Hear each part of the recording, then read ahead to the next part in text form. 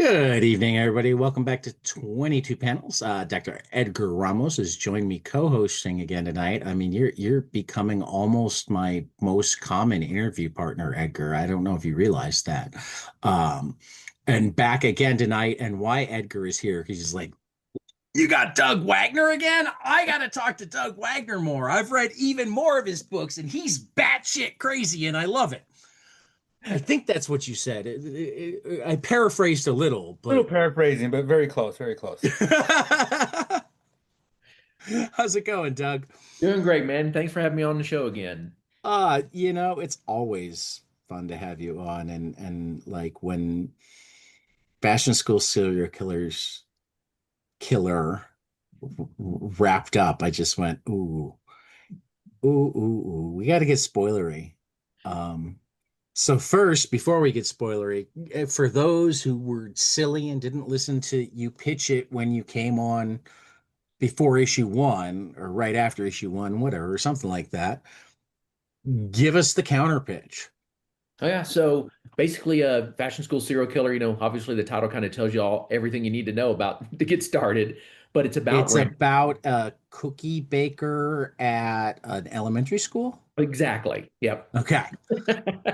No, it follows Rennie, who is a serial killer. She has a condition where she believes that she gets a skin condition that she has to itch. When the itch gets out of control, she has to go kill people and bathe in their blood because only fresh blood will do.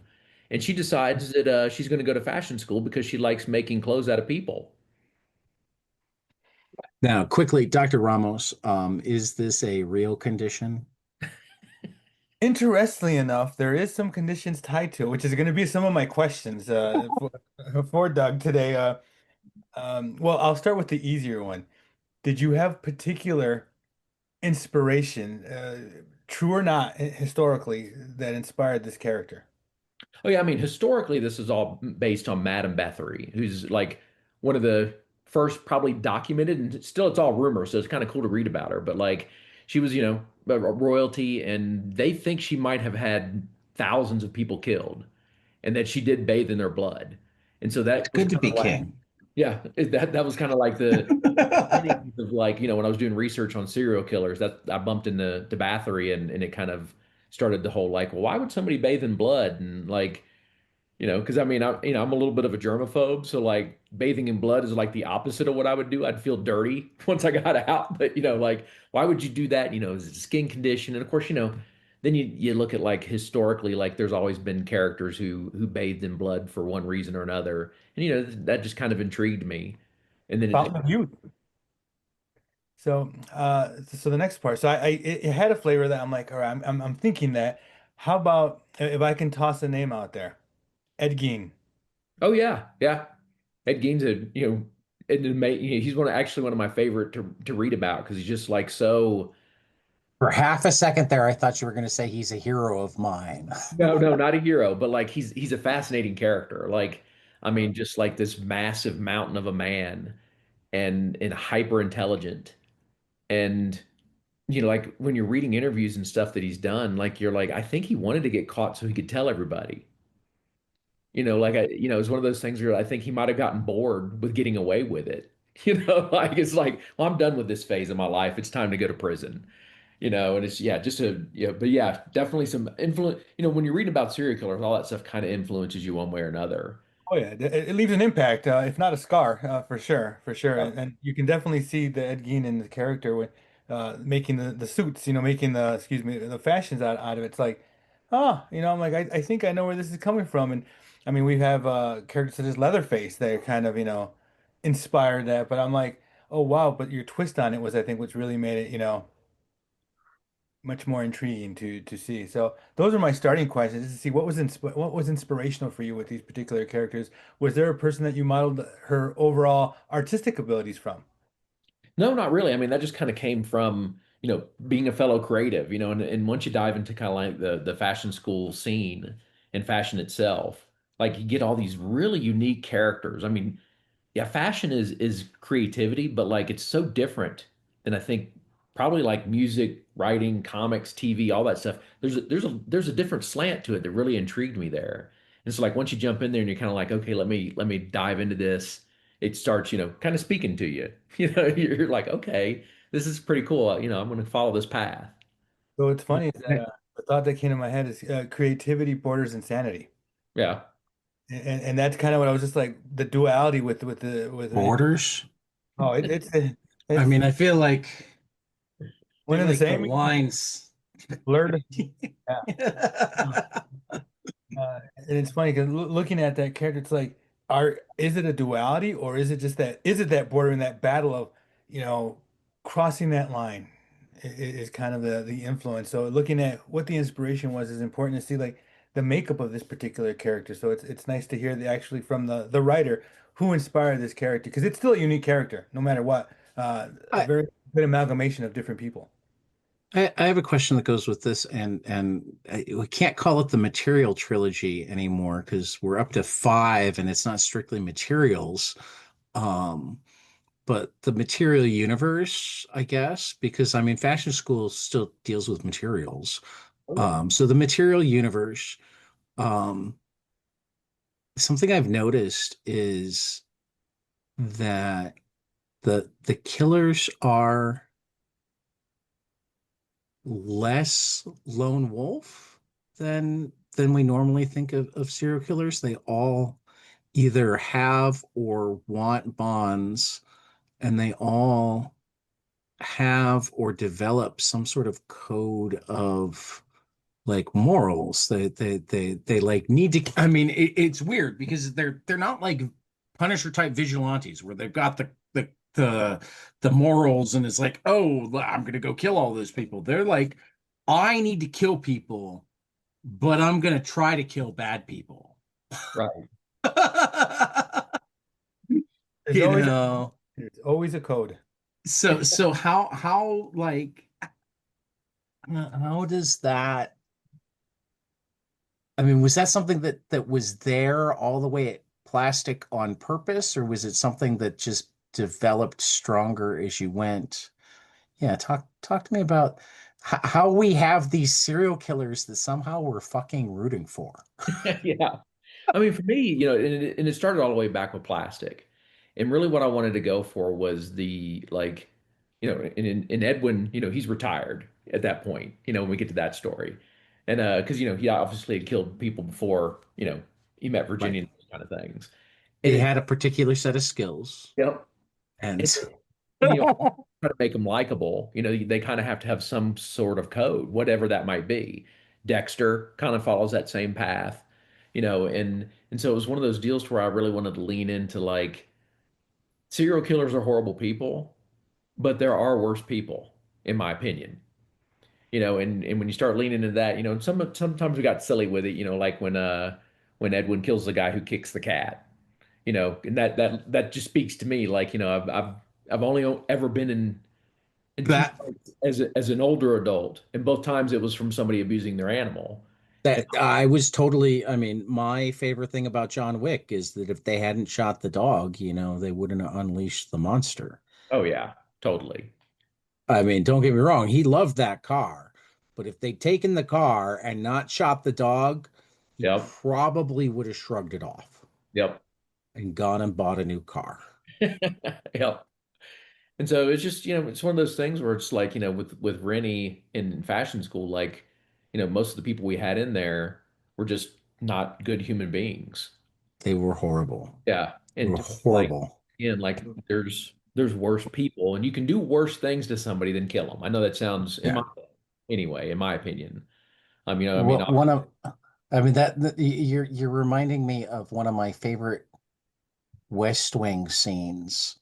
During the fourth season, there's a candidate that dies but still is in the running for an election because they can't remove him from the ballot.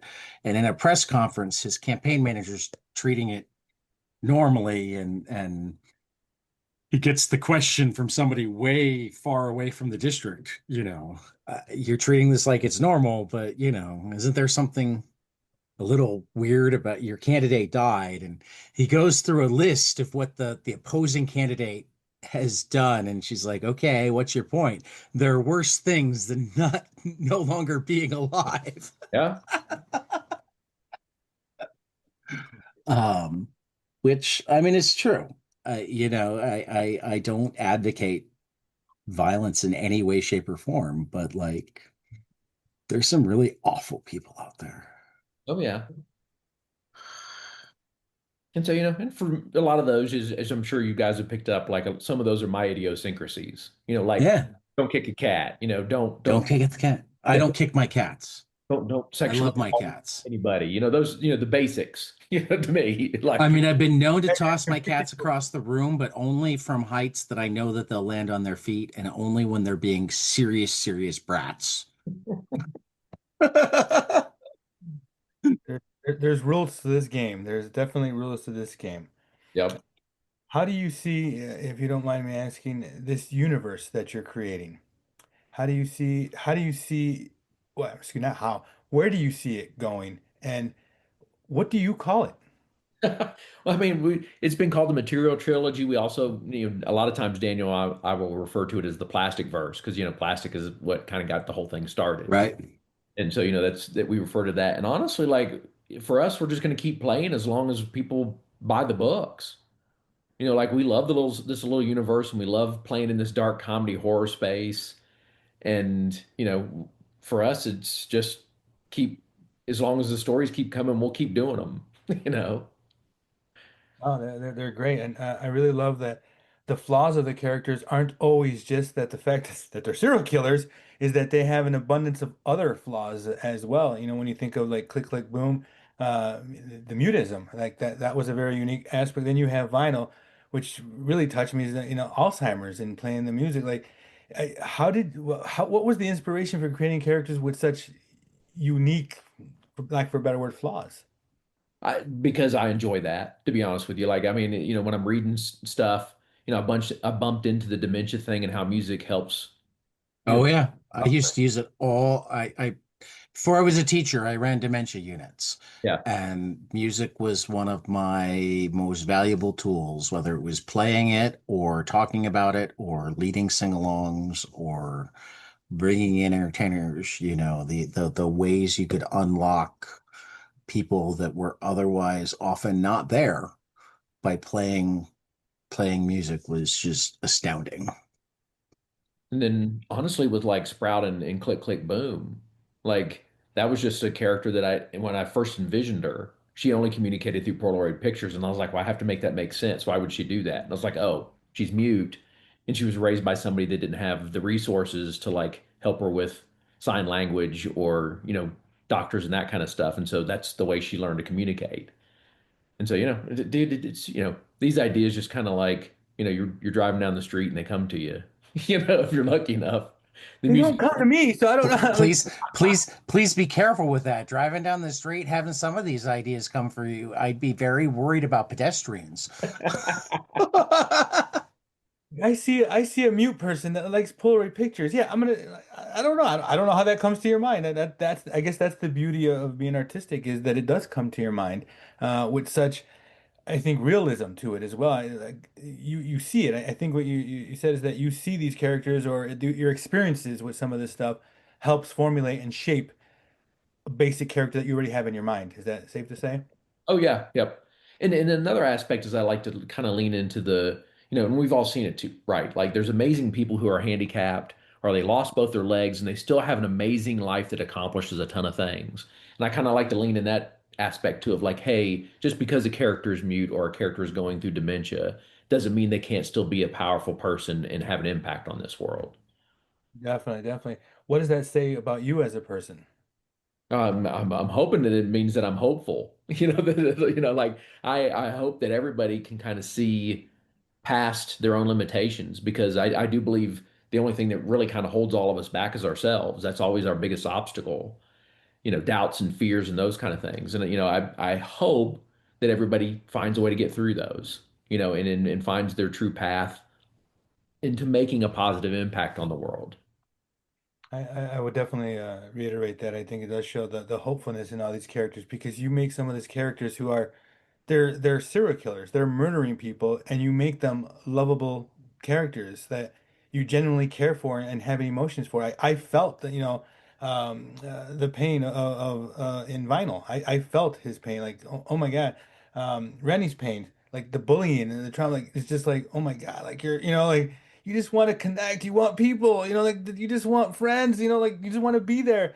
It's so emotion ridden that do you find yourself drained once you're creating these characters and writing them? Do you find yourself emotionally empty, and how do you recharge if that's the case?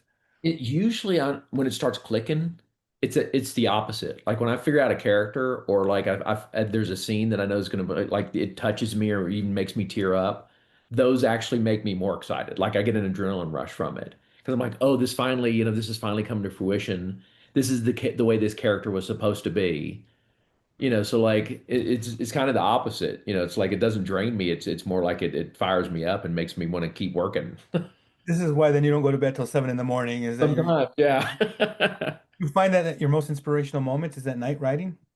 Oh, dude, it's all over the place.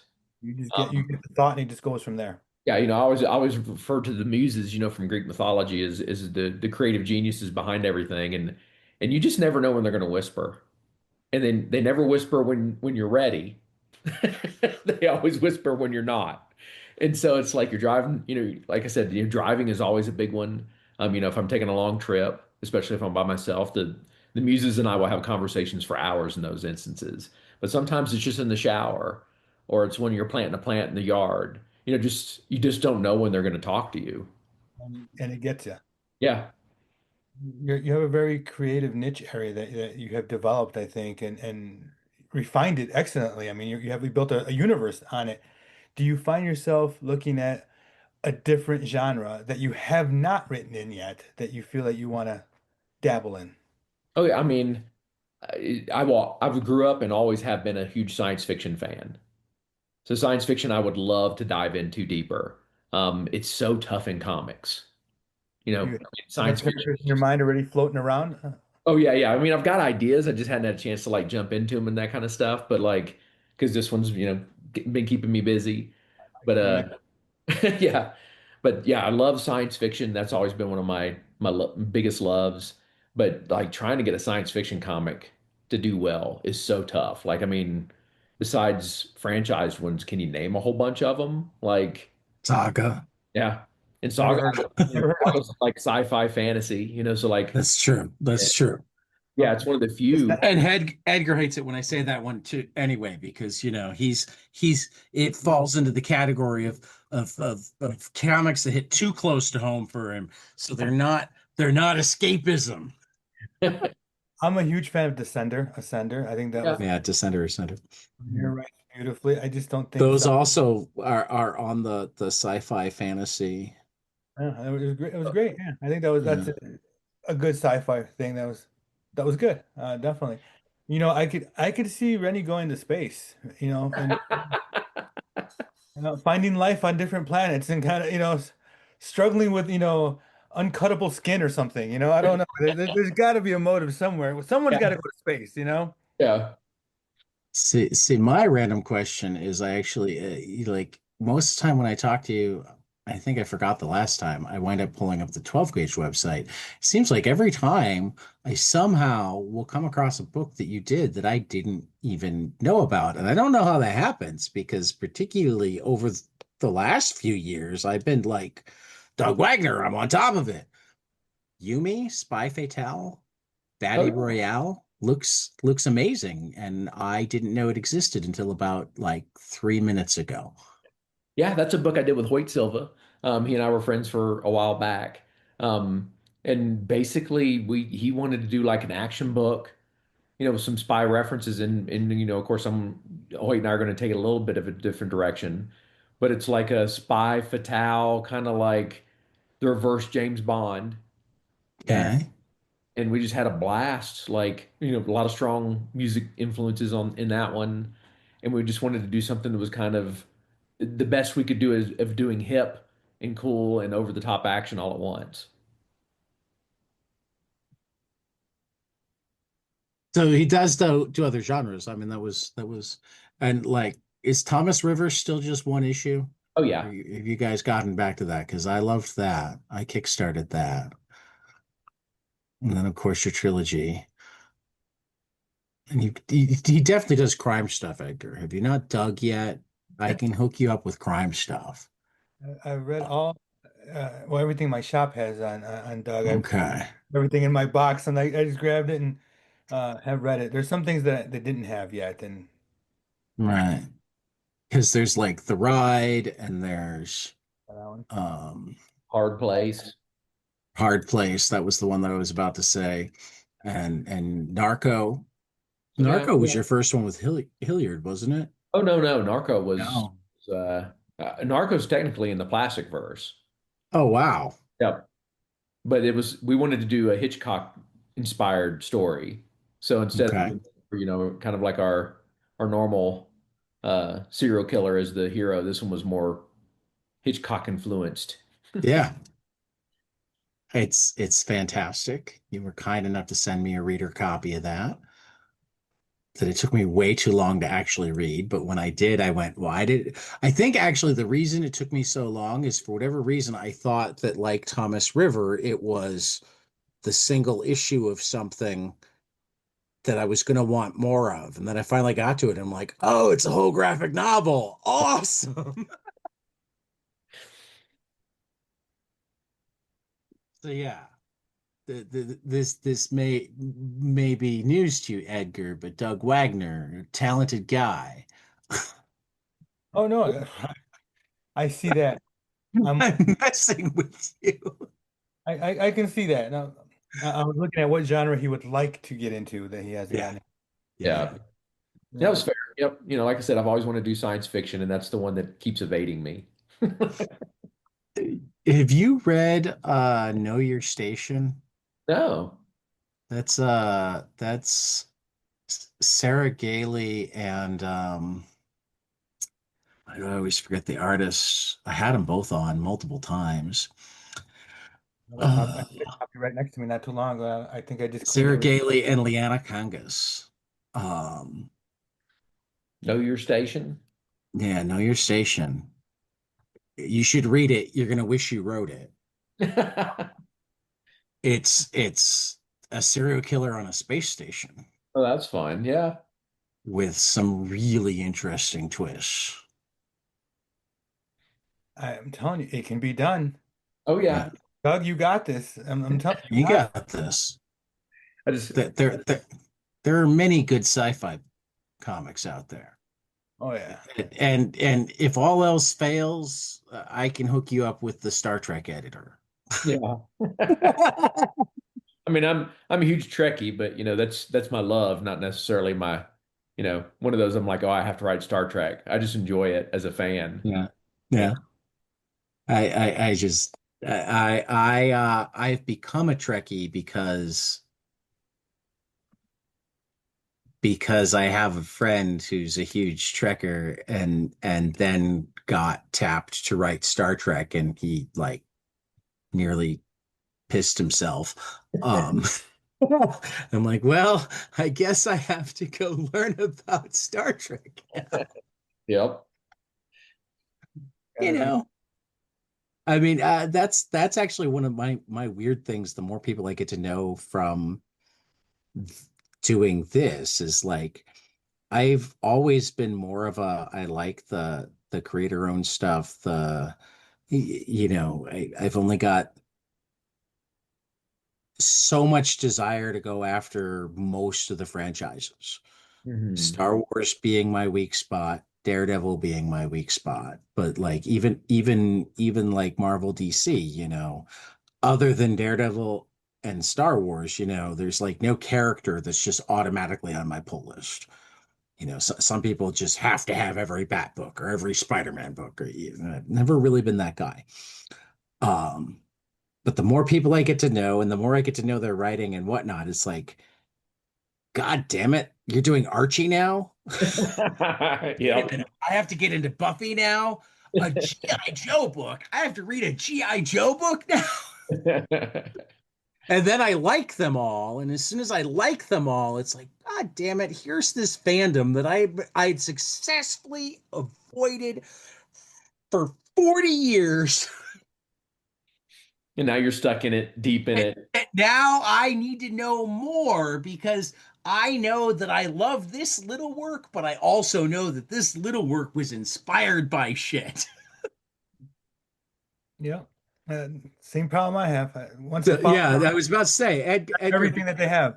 be careful what you wish for in terms of like having more time to read comics, and because there's never enough time to read comics. Yeah, no, no, no. That's already the problem I have now. Is that I don't read by genre or by character. I read by author. So Yeah, I tend to too. there's a book I like, then I try to get everything that's published that's available to me. So obviously, Doug, you've been on that list, so I try to grab everything I can. Unfortunately, there's some that write a lot of things for Marvel and DC, and then it becomes a problem because then there's like 20 different story arcs, and it's just like, Yeah, wait, why am I paying $400 for this month's readings? Like well, what's it's here? like when Bendis got to the point where he had like 8 Marvel books at any given time. It's like, okay, I can't read everything by Bendis anymore. Yeah. I just can't, particularly because they're going to start crossing over, and I'm going to go, well, I've, more I've book.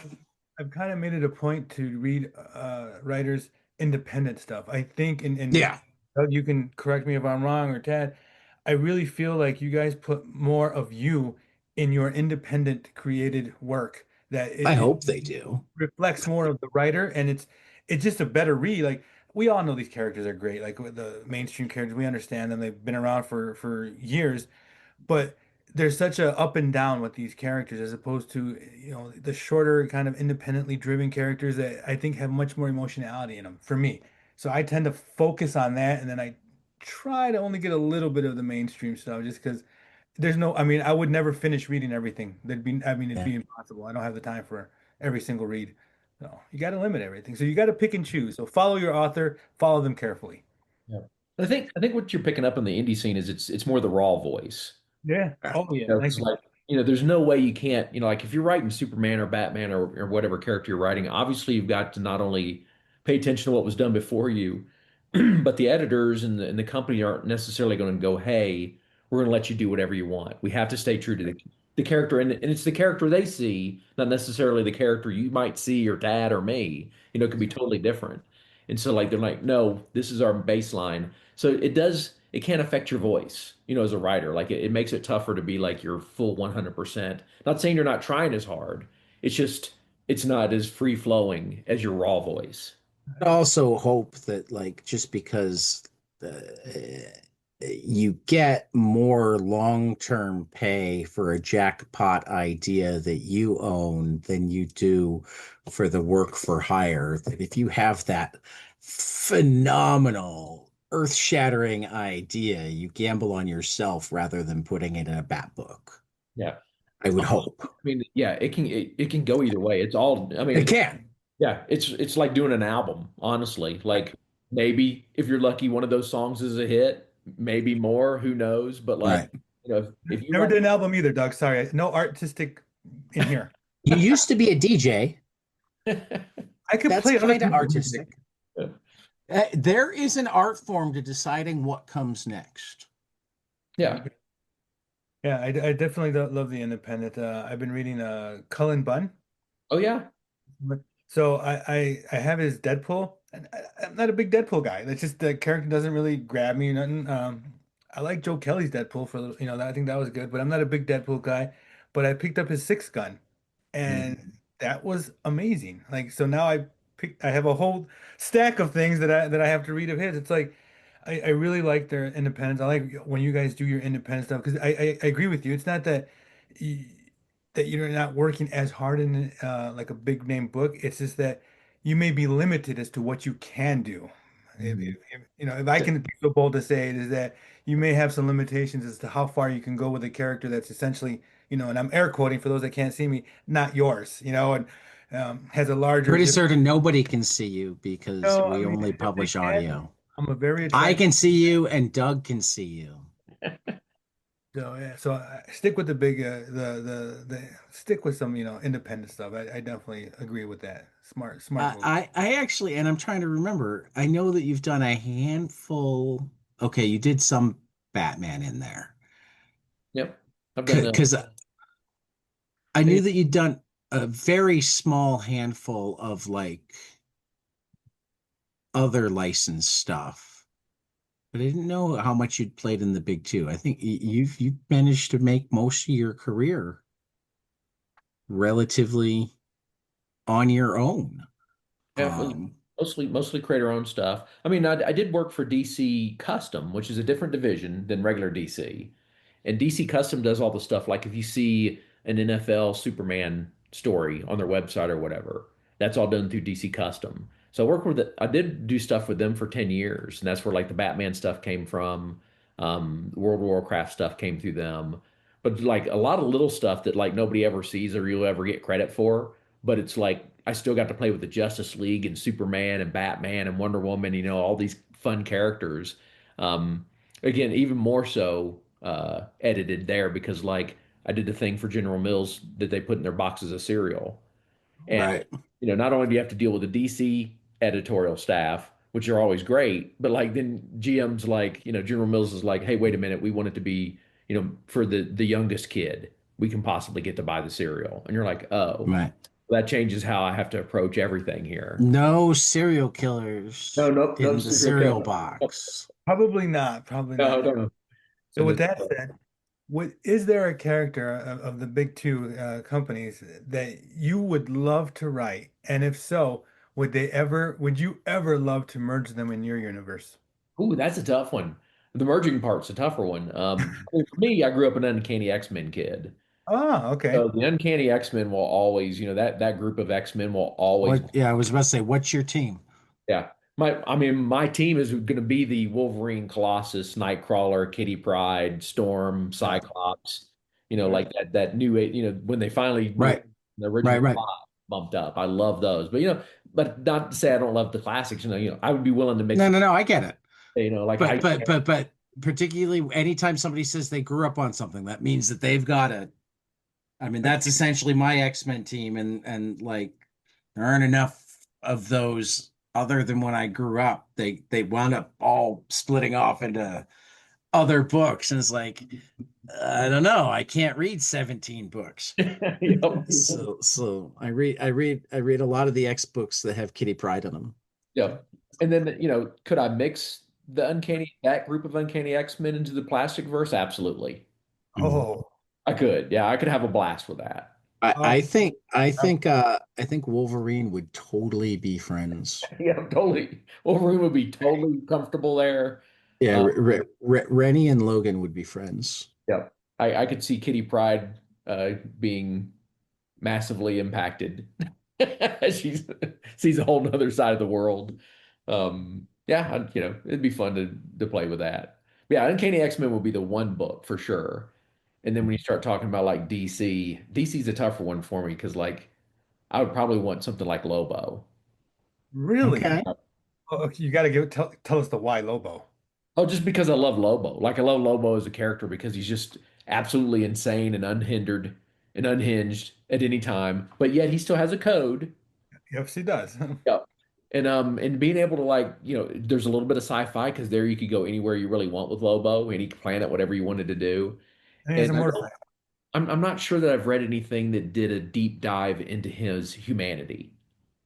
Usually it's a lot more like, say, a Deadpool story where there's a lot of fun and a lot of stuff going on, but they rarely like get into like, why are you doing this and who are you as a person?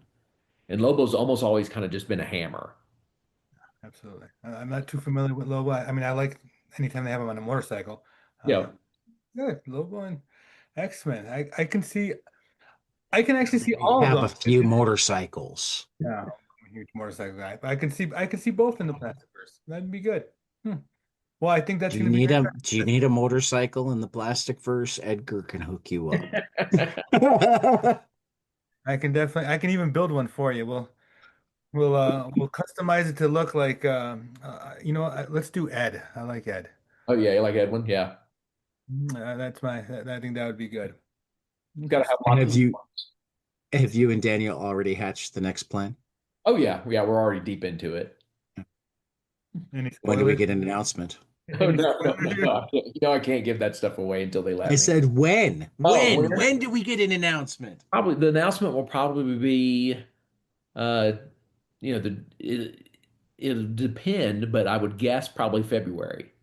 Okay. I mean, one of these days I'll convince somebody to announce on 22 panels. There was one book that was going to get announced on 22 panels, and then the publisher never paid the artist, and it never Oh, actually happened. Good reason not to say it. yeah.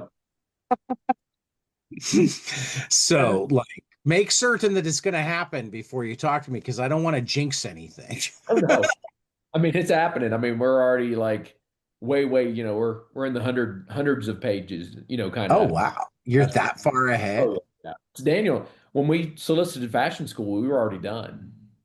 Oh, see, this is what I always say that the Marvels and DCs of the world should be doing, particularly with event comics, and they never do. So, like, if you guys can afford to do that, why on earth can the mouse not afford to do that? They can, I don't know why they don't, and they used to, like when we were younger, Right. any X-Men and those kind of things, like they were months ahead. But I now, mean, months ahead. yeah, I just remember when I was working in a comic shop and like everything got thrown off by Doomsday Clock going off schedule because Mhm. like a whole year of comics had been built around it. And it's like, if you build a whole year of comics around a 12 issue book, I got this crazy idea. Have all 12 issues in the can before you solicit it. Yeah.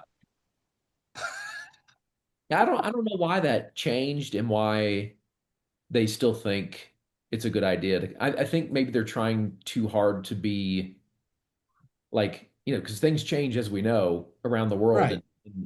in short order now and quickly. And I think they want to feel like their current time versus, I don't think a story necessarily has to always feel like it's modern. Like, Yeah, and I get that a little.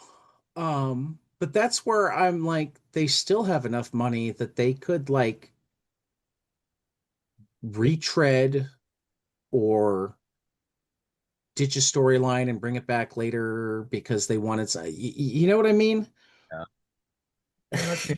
A good story is timeless.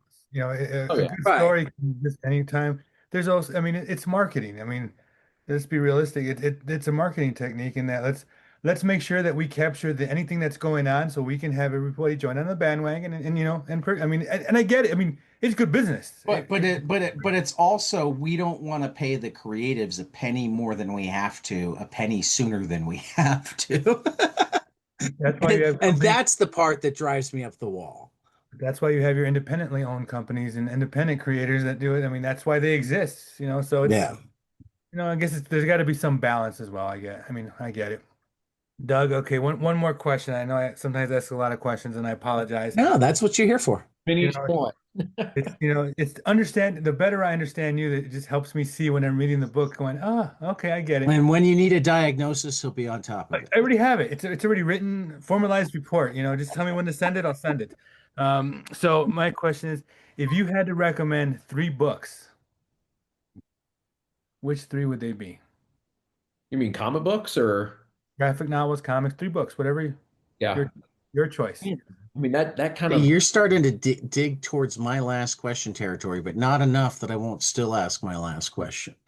Um, that's a tough one because like there's so many good books and like from month to month that fluctuates sometimes. And so like right now I'm like in Napalm Lullaby, which is by Rick Oh, Remender. so good. Yep. Love Bengal's work, so anything he's on, I'm on. Yeah. And Jay Lee's doing like a 3 issue miniseries right now. And I've gotten through the first two. Hold on, let me grab them. This Ends Tonight, which is Jerry Dugan and Jay Lee's new image book. Right. And I'm digging that so far. Again, love Jay Lee's art. Um, oh, and I'm loving Duggan's other image book, Falling in Love on the Path to Hell. oh yeah. Yeah. And then of course, I mean, I'm friends with him, so it makes it easier to say, but like Feral by Tony Fleecy, Oh, like so much fun. have you read this week's issue? Oh yeah, yeah. Oh my God. Everybody should be checking Oh that. my God. Feral are It both. was it was heart pounding, heartbreaking, hilarious all at once. Um, have you read any Farrell, Nope, not yet. Edgar? Okay. Um, imagine a Disney version of Walking Dead. Oh, Yeah, ooh, okay. yeah. Tony comes up with some really cool, like odd stuff that you at first you Right. might not. Walking Dead with cats. Yeah, it's a really cool story. He's like the You first should also one. read Stray Dogs, Yeah. which is the same creative team, Tony Fleeks and Trish Forstner, where it's the the dogs are the trophies of the serial killer. See, this is I always struggle with anthropomorphic characters. Oh, unless it's the Thundercats, it's always been my struggle. Well, no, these are just. I mean, they're just regular dogs and cats. Huh. But you get to basically Right. like. I mean, obviously, like they You talk. just happen to be able to speak dog and cat when you're Right. reading them. Or understand it. They don't, yeah, Right. they don't speak human, but you can understand dog or cat. Yeah. Okay. I'm gonna put It's, it's it's on worth my In checking fact, out. that's one of the challenges in Stray Dog is they don't speak human. Hmm. Hmm. Okay. I actually have them, believe it or not. So I will open them up and look. My list is just so freaking Keep them big. away from the kids though, because I mean they'll look at them and go, "Oh, get that no." I Keep mean, puppies and kitties. It's like nope. is Tommy okay with large amounts of gore, I or is think he more of a nightmare type? he's the one that could probably handle it the most. Let me tell you, he could definitely handle. I'm gonna definitely read it. With thank you for that, Doug. I'm gonna put those on my reads list. I definitely like anything Rick Remender. I've been reading a lot of his stuff too. So Mhm. Yeah, I'll have to go read The Sense tonight. I hadn't started reading that one, but I'm up on Napalm Lullaby and Feral. Yeah, and this Those is are tonight's just going to be 3 issues, so right, it's easy to read. yeah, right. it's I my mean, it's always. I mean, no, comics aren't always easy reads. No, I'm trying to. Well, actually, got a couple of indie comics right next to it. This is one that you could have created. I need to kill my boyfriends. I like it. No, I need to kill my boyfriend's college Our roommate. roommate. Very cool. um, by Daria Faruhar. I'm really hoping that she becomes a name that a lot more of us know because she's got a hell of a lot of creativity and a lot to say. I had her on recently, which is why I was still sitting next to the computer. um, Edgar, any other specific hits you want to make? I asked a lot of questions. I don't want to take up all. No. Please go ahead. No, I just Doug, anything else you need to plug? Anything else you want to hit? Oh, one thing I don't think a lot of people know, Daniel and I started a newsletter, Huh. and What's that? we actually have a comic strip we're doing in it, which I think people, if you like our normal work, I think people are going to dig it. We're kind of doing like a Calvin and Hobbes meet serial killers. Okay, so is this the one at the Right or at the Shock Noggin site? Oh, it is. Join. Okay, because I literally came across that while we were talking and just subscribed. So I'll tell other people that they should also subscribe because I didn't even know about the comic part of it. If there's a Yeah, we got comic to. in it, then we Yep.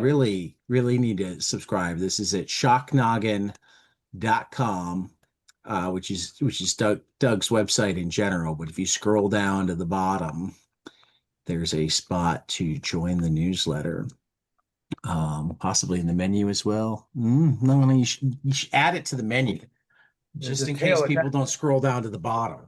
They don't read that far anymore. All It's a right. Yeah, no, Uh, we're having a blast. Comic book and screenplay writer. Yeah, I've done some screenplays, What have you done? I mean, none of it's been turned into movies, which Oh, is okay. but Okay. We'll work on that. yeah, People, hire Doug Wagner. But it will be. It It won't will be a mistake. it could happen. Uh, we're doing a fun comic strip on there called My Little Sister is a Psychopath, and it's about two love it. sisters, and You know how I said I'm very, very kind to cats, but I occasionally will need to throw them across the room just because they're brats. This is the one that gets thrown across the room the most often. He always lands on his feet. I'm not throwing him at things. It's like, I, it's like I take him off of the keyboard and set him down on the floor and he jumps back on the keyboard. And so at some point I need to throw him far enough that I have at least like 3 seconds before he's back where, and, or I'll go, oh, wait, if I throw him that way, he'll want to play with that. Distract him. Exactly.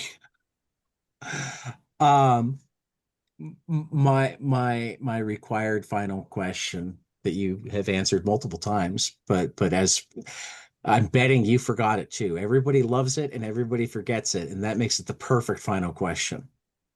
Tell me something you love, preferably a comic, but you just gave us three and we don't really have rules. Um, Preferably storytelling, but again with the rules. But something that you love that not enough people around you have experienced and you really want them to, so you have more people to talk about it with. Okay, because we've done comics a little bit, I'm gonna veer off. And there is a series on Netflix called Criminal. And they've done a UK version, a Spain version, and there's another one, but it's slipping off my mind. It's only like 3 or 4 episodes per season. It is one of the best written, most interesting TV shows I've seen in a long time. Check out the UK one first. I think the first season's like 3 episodes. It's an hour-long TV show that takes place entirely in an interrogation room. Oh, wow. It's brilliant. How old is this show? It's been around like, I mean, the first Looks episode like got David. 2019 is when it started. Yeah. And like not enough people have recognized it or seen it. And it's just one of those incredibly, like, I can't believe how suspenseful they make an interrogation. Like they're telling Well, a story entirely with words. and In this is where I'll say, like, go watch it now, so you can talk about it before the only criminal that people know is the Brubaker Phillips one that is at right. Amazon making the One series of out those, of yeah. right around the corner, which I'm That's also what, looking that's what I forward. thought you were talking about was Brubaker's Crown. I'm like, oh, there's a show already No, about this? no, this No, is no. there is. It's right around the corner. It's been filmed. It just hasn't come out. So when you said Criminal on Netflix, I'm like, I thought that was on Amazon. And did you get to see it early? And then you started describing it. I'm like, oh, there's another Criminal. Totally I different. will have to Probably why they check this haven't done a out. criminal US yet. Right. Yeah. So I mean, yeah, don't get me wrong. you'll love I don't like to bash Brubaker and Phillips. They're masters of their craft, it. Oh but got to check out this other Criminal too. yeah. Share the wealth a little bit, spread it around. Yep, yep. I mean, when you choose that simple of a title, I mean, I mean, I'm certain there are other things called Plastic Doug. They're Oh yeah. probably actually about plastic. Mine is about plastic. Uh-huh. Technically, yes, absolutely. Absolutely. You're not wrong. Well, Doug, it is always a pleasure. We'll have you back Oh because yeah. whatever reason you always say yes, even though you've been on some truly weird episodes with me where I was just in weird places and you just let me rant. So I thank you for always coming back. Sometimes things get off the rails and we just roll with it. I don't mind. I know, but when it's off the rails and like not about you, it seems like rude. It's like I'm just here to we're talk. supposed to be plugging your book. Now we're talking about my childhood. What happened? I thought that was my job to have to do with you. It is. Therapy happens in strange places. It just pops It up. does. Apparently. So for 22 Shotgun in the panels, middle. for 22 panels, this has been Doug Wagner, and we will see you after the next page.